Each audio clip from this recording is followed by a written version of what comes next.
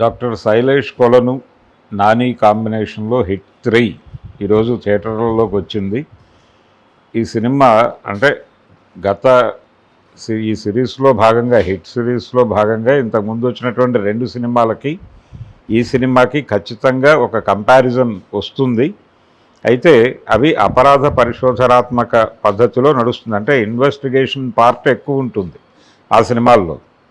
ఈ సినిమాలో investigation part కొంత తగ్గి అటాకింగ్ పార్ట్ చాలా పెరిగిపోయింది. అలాగే పాన్ ఇండియా మార్కెట్ని టార్గెట్ చేసుకుని ఈ సినిమా డిజైన్ చేయటం వలన కొంచెం స్పాన్ పెరిగింది. అలాగే సినిమాలో వైలెన్స్ కూడా పెరిగింది. హీరో క్యారెక్టరైజేషన్ మీద ఎక్కువ ఆధారపడటం జరిగింది.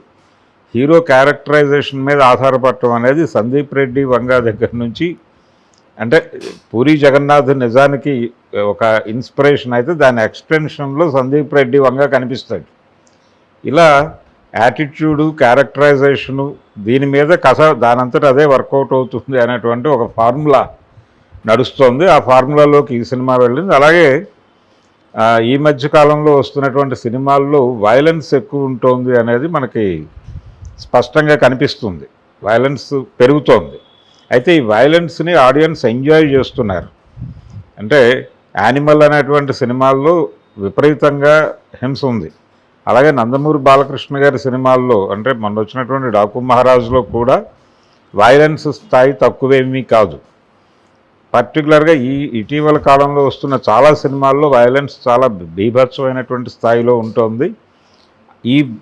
అంటే ఒక రకంగా పాన్ ఇండియా మార్కెట్ని అట్రాక్ట్ చేయాలంటే వైలెన్స్ కూడా ఒక ఎలిమెంట్ ఉండాలి, బలమైనటువంటి ఎలిమెంటు. అది ఖచ్చితంగా మన సినిమాలో ఉండాలి అనేటువంటి ఒక మూఢనమ్మకానికి ఏమైనా డైరెక్టర్లు గురవుతున్నారా అనే సందేహం కలుగుతుంది ఈ సినిమా చూస్తుంటే.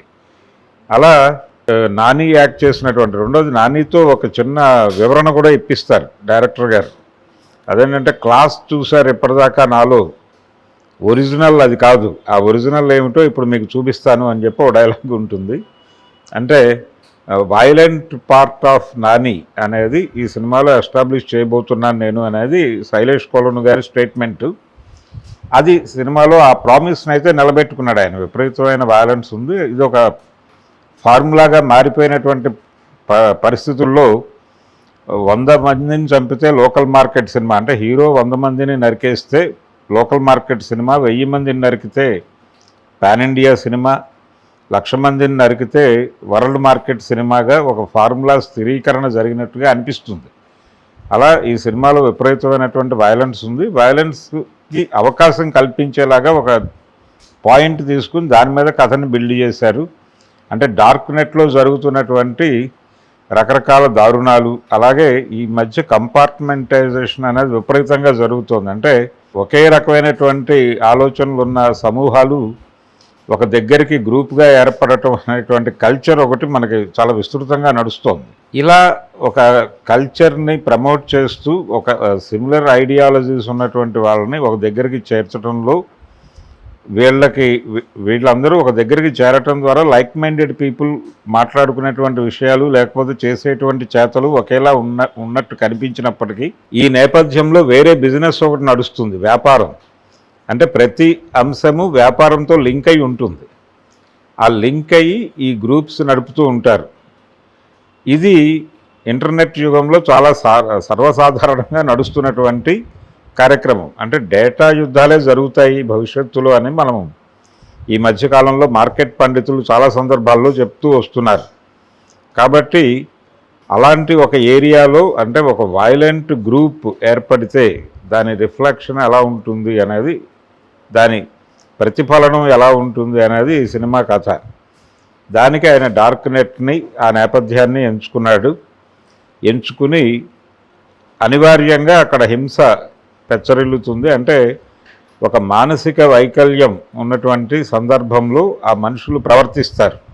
ఆ ప్రవర్తనలోనే వైలెన్స్ ఉంటుంది.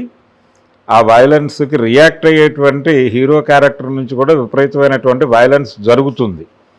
ఇది అనివార్యంగా జరిగేటువంటి ఒక పరిస్థితిగా తయారు చేసి కథని చెప్తాడు డైరెక్టర్. దాంతో వైలెన్స్ స్థాయి పెరిగింది ఈ సినిమాలో. అలా నాని క్లాస్గా కంటే మాసీగా కనిపిస్తాడు. కాకపోతే ఆ వైలెన్స్ని జస్టిఫై చేసేటువంటి ప్రయత్నము డైరెక్టర్ కొంచెం ఎక్కువ దృష్టే పెట్టాడు. అలా నాని నుంచి ఇప్పటివరకు చూడనటువంటి ఒక కొత్త తరహా సినిమాని చూపించే ప్రయత్నం చేశాడు. అలాగే నానిని కూడా ఒక యాటిట్యూడ్ ఉన్నటువంటి ఒక క్యారెక్టరైజేషన్లోకి ప్రవేశపెట్టి కొత్త నానిని పరిచయం చేశాడు. ఇప్పటివరకు ఆయన సినిమాలు ఒక ధోరణిలో, అంటే గతంలో కూడా ఆయన విలన్ షేడ్స్ ఉన్న క్యారెక్టర్ చేశాడు. మోహన్ కృష్ణ ఇంద్రగంటి గారి సినిమాలో ఒక దానిలో వి అనేటువంటి సినిమాలో చేశాడు. అది సుధీర్ బాబు నాని చేసినటువంటి సినిమా. అయితే అది ఒక ధోరణిలో ఉంటుంది, కానీ ఇది మార్కెట్ని క్యాప్చర్ చేసేటువంటి ధోరణిలోనే డిజైనింగ్ జరిగింది ఈ సినిమా. ఇది పాన్ ఇండియా మార్కెట్లోకి తను ప్రవేశించడానికి దసరా నుంచి జరుగుతున్నటువంటి ప్రయత్నాలు ఈ సినిమాతో కొంత వర్కౌట్ అయ్యేటువంటి పరిస్థితి అయితే కనిపించింది. వైలెన్స్ని జనాలు డెఫినెట్గా ఎంజాయ్ చేశారు. ఈ సినిమాకి సంబంధించిన వైలెన్స్ని డెఫినెట్గా ఆడియన్స్ ఎంజాయ్ చేసిన పరిస్థితి అయితే కనిపిస్తుంది. నాని హిట్ 3తో డెఫినెట్గా ఒక హిట్ అయితే కొడతాడు అనే కాన్ఫిడెన్స్ని ఇచ్చాడు. ప్రేక్షకులు కూడా పాజిటివ్గానే రియాక్ట్ అవుతున్నారు. కొన్ని ఇబ్బందులు ఉన్నప్పటికీ, అంటే ఈ విమర్శలు ఉన్నాయి. హిట్ సిరీస్లో ఇప్పటివరకు వచ్చినటువంటి సినిమాల్లో ఇన్వెస్టిగేషన్ పార్ట్ ఇంట్రెస్టింగ్గా అనిపించి ఆడియన్స్ని అట్రాక్ట్ చేసింది, ఆడియన్స్ని హుక్ చేసింది, నిలబెట్టుకుంది. కానీ ఆ పాయింట్ ఇందులో తగ్గింది అనేటువంటి విమర్శ ఉన్నప్పటికీ, అలాగే సినిమా కథ చాలా ఫ్లాట్గా వెళ్ళిపోతుంది. అయినప్పటికీ పెర్ఫార్మెన్స్ ద్వారా కొత్త వాతావరణంలో కథని నడపడం ద్వారా కొంత ఎంగేజ్ చేసేటువంటి ప్రయత్నం చేశాడు. ఆ ప్రయత్నం వర్కౌట్ అవుతుంది అనేది వర్కౌట్ అయ్యేటువంటి ఛాయలు కనిపిస్తున్నాయి. కాబట్టి ఈ సినిమా డెఫినెట్గా బెటర్ రెవెన్యూస్ కలెక్ట్ చేసే అవకాశం అయితే ఉంది. ఈ సినిమాకి సంబంధించి నాని చాలా కష్టపడ్డాడు. అలాగే శ్రీనిధి హీరోయిన్గా ఈ సినిమాలోనే పరిచయం అనుకుంటాను. తను కూడా క్యారెక్టర్కి తగ్గ పద్ధతిలోనే తను ఉంది, న్యాయం చేసింది. అలాగే జస్ట్ హీరోయిన్ ఉండాలి కాబట్టి అన్నట్టుగా కాకుండా కొంత కథలో ఇన్వాల్వ్మెంట్ ఉండేలాగా చూసుకున్నాడు. అలాగే కొన్ని సర్ప్రైజింగ్ ఎలిమెంట్స్ కూడా ఉన్నాయి. రెస్క్యూ ఆపరేషన్ ఒకటి జరుగుతుంది సినిమా చివరిలో. దానిలో కొంతమంది కొన్ని నోన్ ఫేసెస్ని ప్రవేశపెట్టడం ద్వారా కొంచెం ఆడియన్స్ని సర్ప్రైజ్ చేసేటువంటి ప్రయత్నం చేశాడు శైలేష్ కోలను. అది కూడా వర్కౌట్ అయింది. అలా టోటల్గా హిట్ 3 ద్వారా తన కోరిక ఏదైతే ఉందో పాన్ ఇండియా మార్కెట్ని పట్టుకోవాలి అనేటువంటి కోరిక డెఫినెట్గా నెరవేరే అవకాశం ఉంది.